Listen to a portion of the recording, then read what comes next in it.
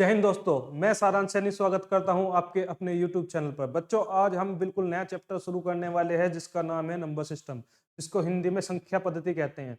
इस चैप्टर के अंदर हम पढ़ेंगे संख्याओं की गणना करना। इसमें जितने भी नंबर के कैलकुलेटिव तरीके से क्वेश्चन पूछे जाते हैं वो सब आपके नंबर सिस्टम के अंदर आते हैं। तो बच्चों, मैंने आपको बोला नंबर्स। नंबर्स होते क्या हैं? नंबर्स में आपने एक वर्ड सुना होगा, नेचुरल नंबर, प्राकृतिक संख्याएं। प्राकृतिक संख्याएं क्या होती हैं? देखो, एक से लेकर एक, दो, तीन, चार, पांच और ये अनंत तक सब क्या होती हैं? प्राकृतिक संख्याएं होती है। बच्चों, एक बात ध्यान रखना, अब आप पूछोगे सर जीरो भी तो होता है एक से पहले। जीरो प्राकृतिक संख्या नहीं होता। ये आपको बात ध्यान रखनी पड़ेगी। एक से लेके दो, तीन, चार, पांच, छह और अनंत तक कितनी भी बड़ी संख्या हो, जैसे मैंने कहा 1000, जी ये बिल्कुल प्राकृतिक संख्या है। मैंने कहा 998475, क्या ये प्राकृतिक संख्या है? जी बिल्कुल, ये एक प्राकृतिक संख्या है। कितनी भी बड़ी संख्या हो वह प्राकृतिक संख्या होगी, नेचुरल नंबर होगी। बस एक शर्त है, वो जीरो ना हो और अपूर्ण संख्या ना हो, वो एक पूर्ण संख्या होनी चाहिए। पूर्ण संख्या से क्या मतलब हुआ? अब जैसे आप देखिए, मैंने लिख दिया 1.5, क्या ये प्राकृतिक संख्या है? ये प्राकृतिक संख्या नहीं है, क्योंकि ये एक पूर्ण संख्या नहीं है। पूर्ण संख्या होगी एक, दो, तीन, चार और अनंत तक, ये सब क्या होंगी? ये प्राकृतिक संख्याएं होंगी, नेचुरल नंबर होंगे। अब इसमें अगली बात आती है सम और विषम संख्याओं की, ओड और इवन की। ठीक है, तो बच्चों देखो, दो, चार, छ, आठ, 10, 12, इस तरीके से जो भी सम स्थानों पर नंबर्स आएंगे उनको हम क्या कहते हैं? सम संख्याएं बोलते हैं। उनको हम सम संख्याएं बोलते हैं, इवन नंबर्स बोलते हैं। और एक, तीन, पाँच, सात, नौ, 11, इस तरीके से जो आगे एक एक छोड़ के जब नंबर चलेंगे उनको हम क्या बोलते हैं? उनको हम विषम संख्याएं बोलते हैं, ओड नंबर्स बोलते हैं। ठीक है बच्चों, ये बात आपको ध्यान रखनी है। प्राकृतिक संख्याएं कौन सी होती हैं? एक से लेके अनंत तक प्राकृतिक संख्याएं होती हैं जो अपने आप में पूर्ण संख्या होंगी। विषम संख्याएं कौन सी होती हैं? एक, तीन, पाँच, सात, इस तरीके से जो संख्याएं होंगी विषम स्थान पे होंगी वो कौन सी होंगी? वो विषम संख्याएं होंगी। उसके बाद सम संख्याएं दो, चार, छः, आठ, 10, इस तरीके से सम स्थान पर जो संख्याएं होंगी वो आपकी सम संख्याएं होंगी। अब इसके बाद आती है भाज्य संख्याएं। भाज्य संख्याएं क्या होती हैं? देखो, मैंने बोला एक, दो, तीन, चार, मैंने यहाँ पर चार नंबर्स लिखे। अच्छा देखो, एक तो सब संख्याओं को काटेगा ही काटेगा, एक से सब संख्याएं विभाजित होंगी, एक को तो हम काउंट करेंगे ही नहीं। उसके बाद आएगा दो। दो किससे विभाजित होगा? दो से और एक से। मैंने आपको बताया एक को काउंट नहीं करना है। अब दो किससे कटेगा? सिर्फ दो से। अब आए तीन पे, तीन में भी तीन, एक, एक को काउंट नहीं करते, तीन भी खुद से ही कटेगा। अब बात आती है चार की, तो चार किससे कटेगा? खुद से, दो से और एक से। एक को काउंट नहीं करते। अब इसके कितने फैक्टर बने? दो। इनके कितने बने? एक, एक। जो संख्याएं खुद से अलग किसी भी नंबर से कटे, एक को उसमें इंक्लूड नहीं करना है। वो जो भी संख्याएं खुद से अलग किसी भी संख्या से विभाजित हो जाए वो भाज्य संख्या होगी। तो भाज्य संख्या कहां से स्टार्ट होगी? चार से। और उसके बाद जो संख्याएं एक से और केवल खुद से विभाजित हों वे क्या होंगी? वे अभाज्य संख्याएं होंगी। इस तरीके से आप इसको लिख लिया, मैंने लिख दिया पांच, तो ये क्या है? ये एक अभाज्य संख्या है क्योंकि ये खुद से कटती है और एक से कटती है। मैंने लिख दिया छह। देखो, छह किससे कट जाएगी? तीन से, दो से और खुद से भी कट जाएगी। तो खुद को छोड़ दो, उसके दो तीन फैक्टर हो गए। तो क्या भाज्य संख्या है? जी बिल्कुल, ये एक भाज्य संख्या है। ठीक है, ये बात ध्यान रखने वाली बात है।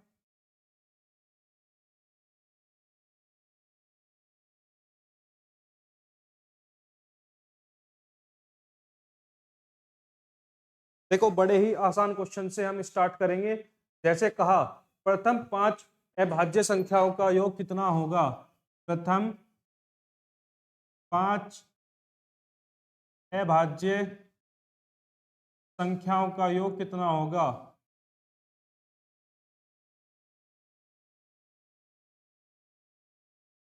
प्रथम 5 अभाज्य संख्याओं का योग निकालिए। इस तरीके से आपसे क्वेश्चन पूछा गया था। देखिए सबसे पहली अभाज्य संख्या 2, एक को काउंट नहीं करते, मैंने आपको बताया था। 2 के बाद 3, 3 के बाद 5, 5 के बाद 7, 7 के बाद 11 और 11 के बाद देखिए हो गई 5 हो गई। 1 2 3 4 5। ठीक है बच्चों, अब इनको काउंट करो। 3 2 5, 5 और 5 10, 10 और 7 17, 17 और 11 28 आपका आंसर आ गया।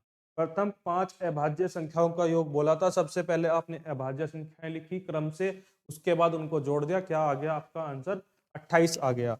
इस तरीके से आपसे क्वेश्चन एग्जाम में पूछे जाएंगे।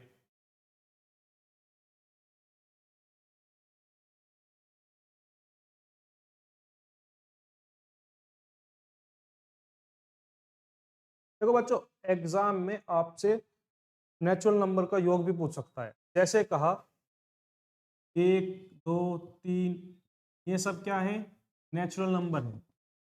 और जैसे मैंने लिख दिया 10 तक, मैंने 10 तक लिख लिया। या फिर आपसे लैंग्वेज में पूछ सकता है प्रथम 10 प्राकृतिक संख्याओं का योग बताइए, या फिर कह सकता है प्रथम 20 प्राकृतिक संख्याओं का योग बताइए, नेचुरल नंबर का योग बताइए। तो आप क्या करेंगे, उसका फॉर्मूला होता है, ठीक है, s n into n plus 1/2। ये फॉर्मूला आपको ध्यान में रखना है। प्रथम n प्राकृतिक संख्याओं के योग की बात करें, सम ऑफ n नेचुरल नंबर की मैंने बात की, तो उसमें आपको एक फॉर्मूला ध्यान में रखना है। फॉर्मूला क्या होता है, n into n plus 1/2। n की देखो, n का मतलब होता है यहाँ पे नंबर्स। कितने नंबर्स हैं, 10। 10 से अगला n प्लस 1, 10 प्लस 1, और ये आ गया 2। ठीक है बच्चों, यहाँ पे कितना आया 10 और 1 11/2। 2 से 10 कटेगा 5 बार, 11 पंजे 55। प्रथम 10 प्राकृतिक संख्याओं का योग कितना आ गया, 55 आ गया। इस तरीके से ये क्वेश्चन हम कर सकते हैं। इसको जल्दी से नोट डाउन करिए।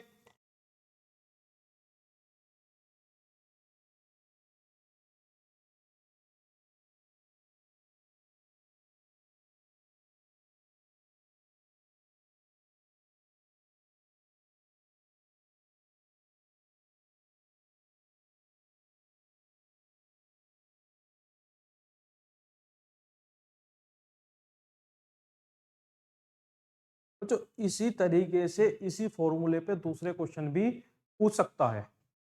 जैसे कहा प्रथम 25 प्राकृत संख्याओं का योग।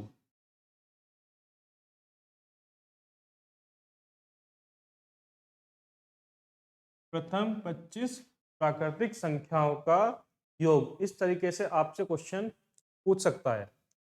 देखिए जैसे मैंने कहा था, s n equals to n into n plus 1/2। N कितना है 25, 25 से अगला नंबर 26, और 26/2।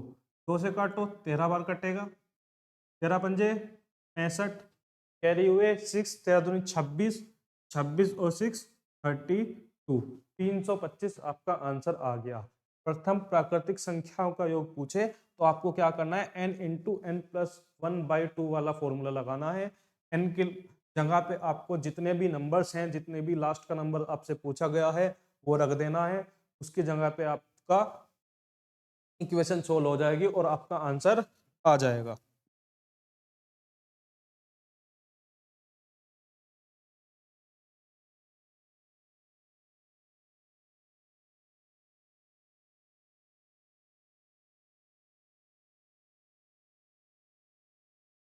तो जो सिंप्लीफिकेशन में क्या होता है, आपको नंबर्स की गुना भाग करने की भी दे सकता है। जैसे मैंने कहा 0.022 में किस संख्या से गुना करें, किस संख्या से गुना करें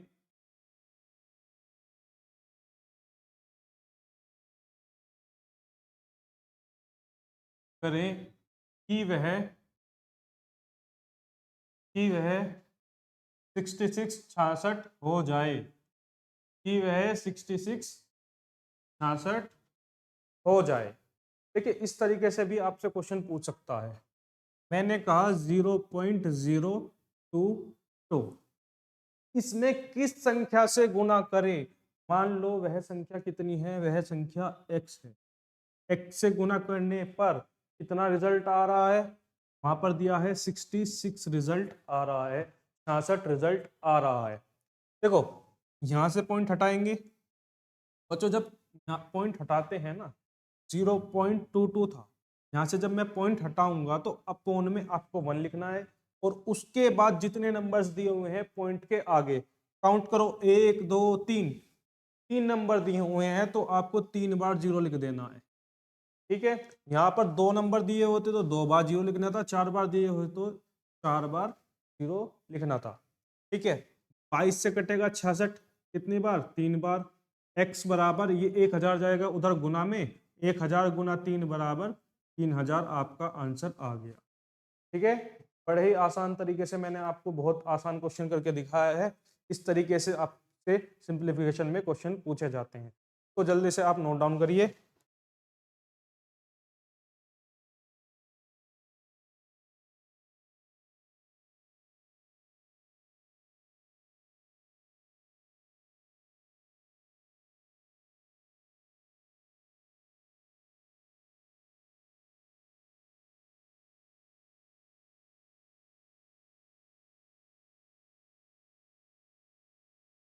तो चलिए चलते हैं अपने नेक्स्ट क्वेश्चन की ओर। जैसे आपसे कहा n plus 2/3 n plus 1/2n plus 1/7n equals to 97। देखिए ये क्वेश्चन आपको दिया हुआ है n plus 2/3n plus 1/2n plus 1/7n equals to 97। आपको क्या करना है, मुझे इन सबको जोड़ना है, जोड़ने से कितना आंसर आ रहा है, 97 आ रहा है। देखो इनमें क्या कॉमन है, इनमें n कॉमन आ रहा है, n को मैंने बाहर निकाल लिया क्योंकि कॉमन आ रहा था। अब लिखो एक, जब यहाँ पे कुछ नहीं था केवल n था, एक सबकी मल्टीप्लाई में होता है, ये बात आपको पता है।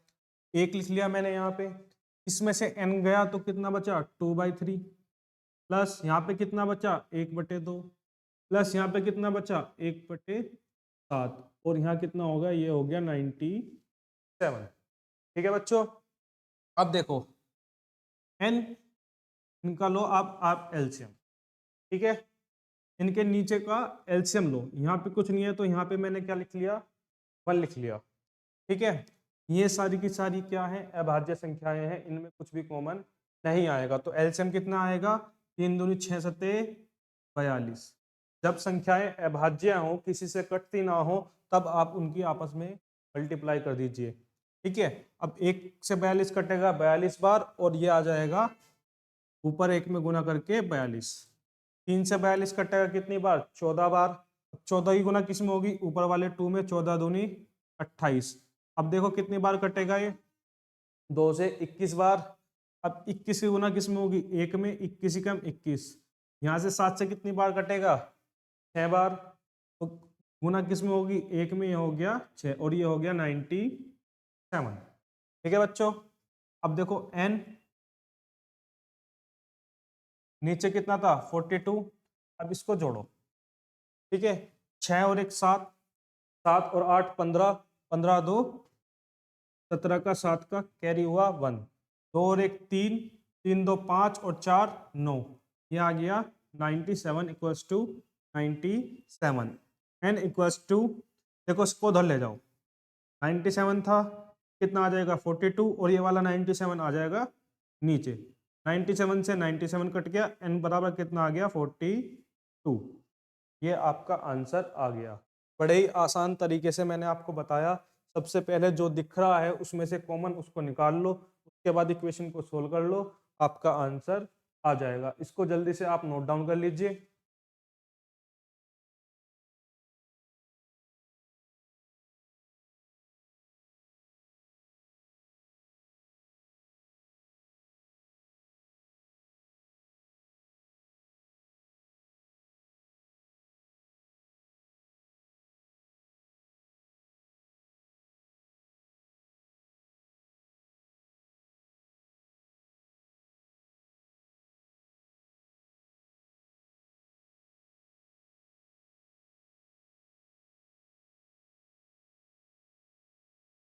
देखिए, जैसे आपसे क्वेश्चन पूछा, 3 से विभाजित होने वाली 3 क्रमागत संख्याओं का योग 72 है। 3 से विभाजित होने वाली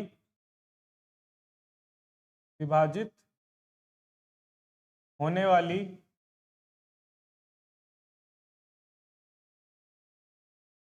3 क्रमागत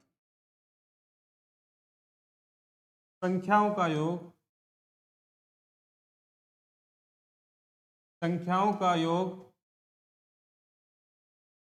72 है। 3 से विभाजित होने वाली 3 क्रमागत संख्याओं का योग 72 है। सबसे बड़ी संख्या क्या होगी? सबसे बड़ी संख्या क्या होगी? देखिए, आपसे क्वेश्चन पूछा, 3 से कोई क्रमागत संख्याएं हैं जो विभाजित होती हैं। ठीक है, जैसे कहा है आपका 15, मान लो संख्या कौन सी विभाजित हो रही है? 3 से 15। तो 15 से अगला नंबर कौन सा विभाजित होगा? 16, 17, 18। 18 विभाजित हो रहा है ना। 18 कितने नंबर्स बाद आ रहा है? 3 नंबर्स बाद आ रहे हैं, क्योंकि 3 से कटती है। और उससे पहले मैं इसमें कितना भी जोड़ू, 2 जोड़ू, 1 जोड़ू, वो तो 3 से नहीं कटेगा ना। जब मैं कम से कम उसमें 3 नंबर्स ऐड करूंगा, तब नेक्स्ट नंबर 3 से विभाजित होगी। तो मान लिया मैंने पहला संख्या जो 3 से विभाजित हो रही थी वो क्या थी? x थी। उसके बाद जो नेक्स्ट नंबर आएगा वो कितना आएगा? x+3। और उसके बाद जो नंबर आएगा वो कितना आएगा? x+6। क्योंकि यहाँ पर जो सेकंड नंबर आया है ना x+3, उसके बाद जो आएगा उससे भी 3 नंबर बाद आएगा, तो कितना लिख लिया? x+6। इन तीनों को जोड़ने पर 3 से विभाजित होने वाली 3 क्रमागत संख्याओं का योग 72 है। इन तीनों को जोड़ने के बाद रिजल्ट कितना आता है? 72 रिजल्ट आता है। ऐसा क्वेश्चन में कहा गया है। इनको अब जोड़ो, x, x और x। x को 3 बार जोड़ेंगे तो बच्चों आएगा 3x प्लस 3 और 6 आ गया 9 इक्वल्स टू 72।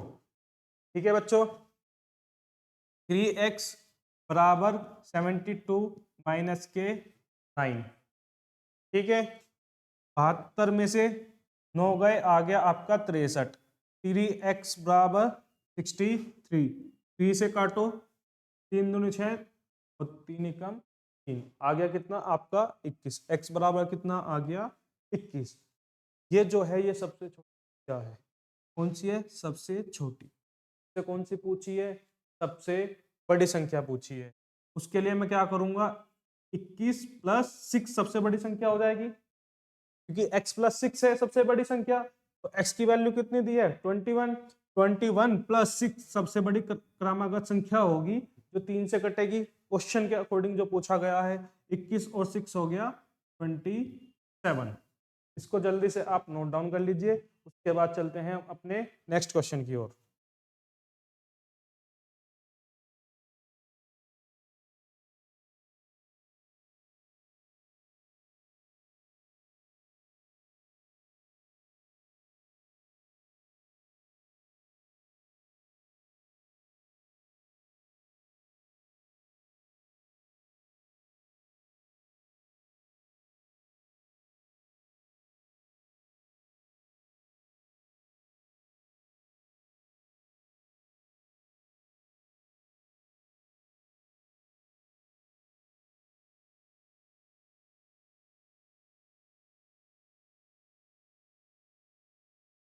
देखिए, इसी तरीके से मैं आपको एक क्वेश्चन और करवाता हूं।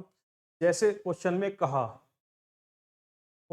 कहा 3 से विभाजित होने वाली 3 से विभाजित होने वाले सम पूर्णांकों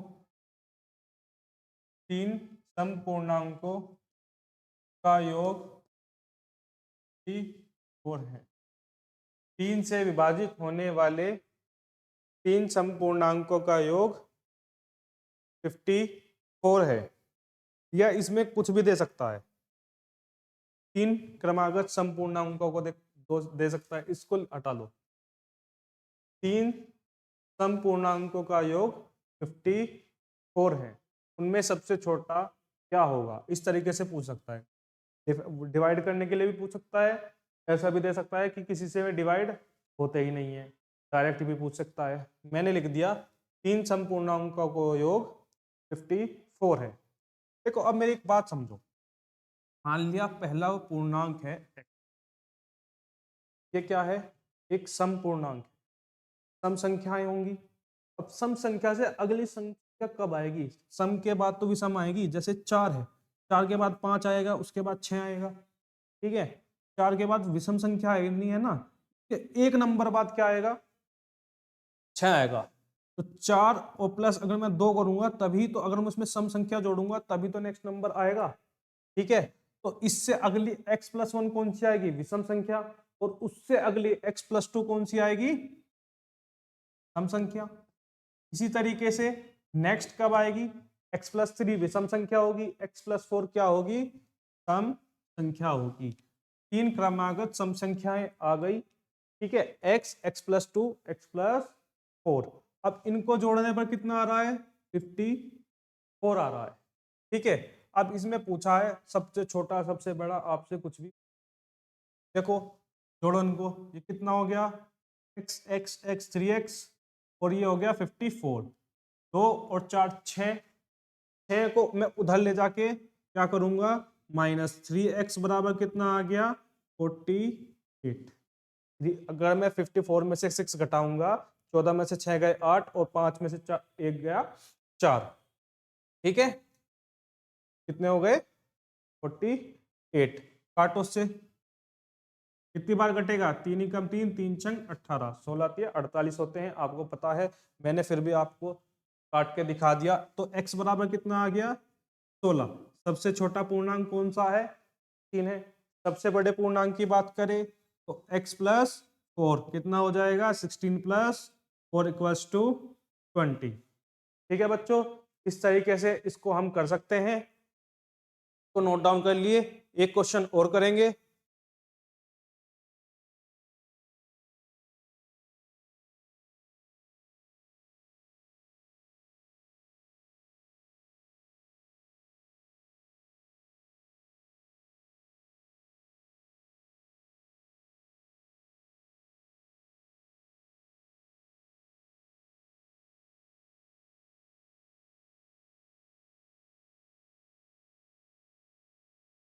देखिए जैसे एक क्वेश्चन बहुत एग्जाम में पूछा जाता है, कहा क्वेश्चन में कि दो संख्याओं का योग, दो संख्याओं का योगफल व गुणनफल, योगफल व गुणनफल क्रमशः 11 और 18 है, 11 और 18 है। दो संख्याओं का योगफल व गुणनफल क्रम से 11 और 18 है, उनके व्युत्क्रमों के व्युत्क्रमों का योगफल क्या होगा, के व्युत्क्रमों का योगफल क्या होगा, ये क्वेश्चन एग्जाम में आता है।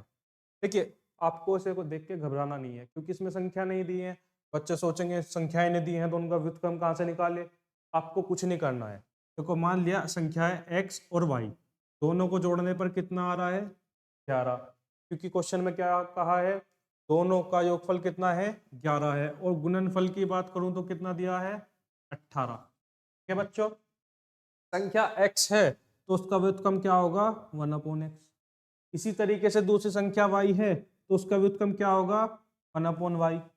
दोनों को जोड़ेंगे तो जोड़ने के लिए क्या करते हैं, भिन्न को जोड़ने के लिए सबसे पहले क्या लेते हैं हम, नीचे का एलसीएम। तो एलसीएम आ गया xy, ऊपर आ गया y + x। xy को जब मैं x से डिवाइड करूंगा तो y बचेगा, y की मल्टीप्लाई होगी 1 में, तो यहाँ आ गया y, y से जब डिवाइड करूंगा तो किसका बचेगा, x, x की मल्टीप्लाई होगी 1 में, यहाँ पर आ गया x। देखो y प्लस एक्स और x प्लस वाई क्या अलग अलग चीज है?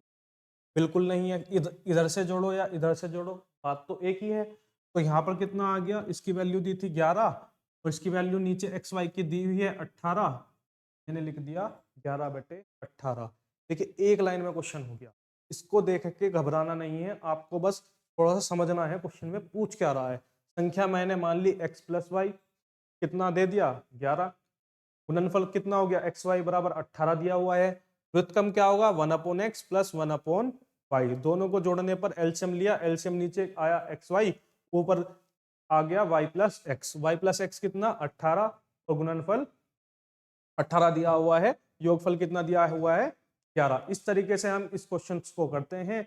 सिंप्लीफिकेशन में क्वेश्चंस आपको इक्वेशंस दी जाएगी, नंबर्स के ऊपर डिपेंड होंगी, उनको हम बड़े ही आसान तरीके से सोल्व करना सिखाएंगे। आगे की वीडियो में बोर्ड मास और एपी और इस तरीके के जितने भी कैलकुलेटिव पोर्शन होते हैं वो मैं आपको कराऊंगा। आज के लिए मैंने आपको बहुत सारे जो फंडामेंटल क्वेश्चंस होते हैं, जैसे इसमें दिया है सिंपल क्वेश्चंस होते हैं इक्वेशन बेस्ड लैंग्वेज में, वो करना सिखा है। धन्यवाद।